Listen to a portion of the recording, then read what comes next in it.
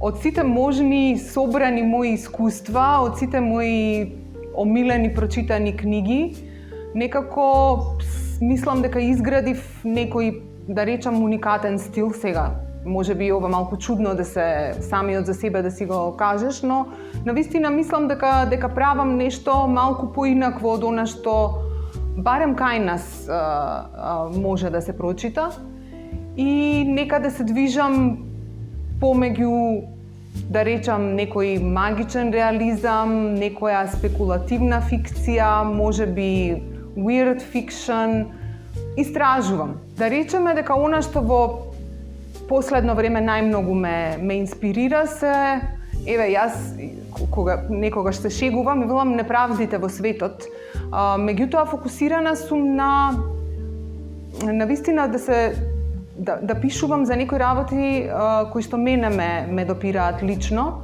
Човековиот однос кон средината, кон другите живи суштества, кон другите луѓе, кон оние кои што се поинакви, кон оние кои што не се експонираат, кон оние што се тивки, значи барам да пишувам баш за оние кои што немаат глас. Многу лесно успевам да се ставам во чевлите на некој друг, односно навистина ми е многу лесно да се ставам да гледам низ очите на детето, затоа што јас никогаш не пораснав и си го сочував детето во мене.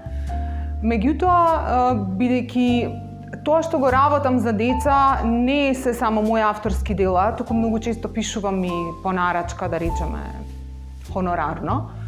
Веќе некако почна да ме исцрпува целиот тој процес на пишување за деца и веќе некако не ми е ни толку предизвик тоа да го правам.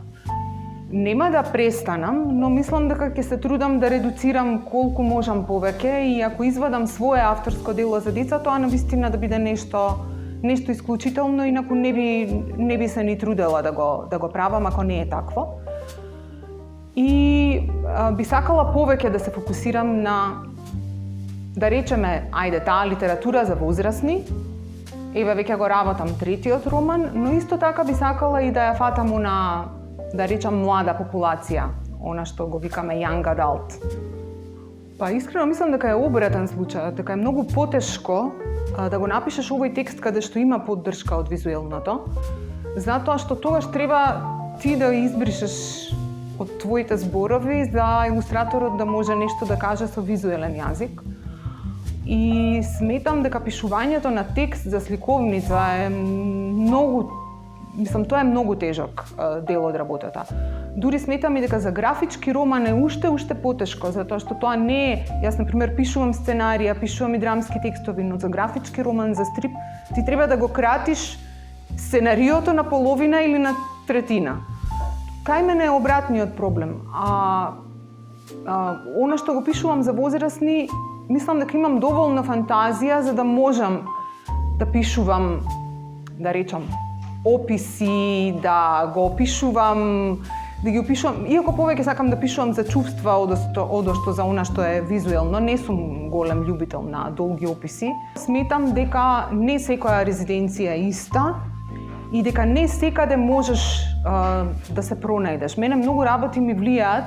Мислам, јас уживав во ново место, но не успеав да напишам онолку колку што јас сакав да напишам и сватив дека мене за инспирација ми треба голем град, а не мало место и природа, затоа што јас во природа само размислувам, но не творам. Тоа ми се случува и тука. Јас одам за да размислувам наводно, ама кога ќе се вратам дома, тогаш пишувам. Да отидам со лаптоп горе, не можам да пишувам. Мислам дека е тоа.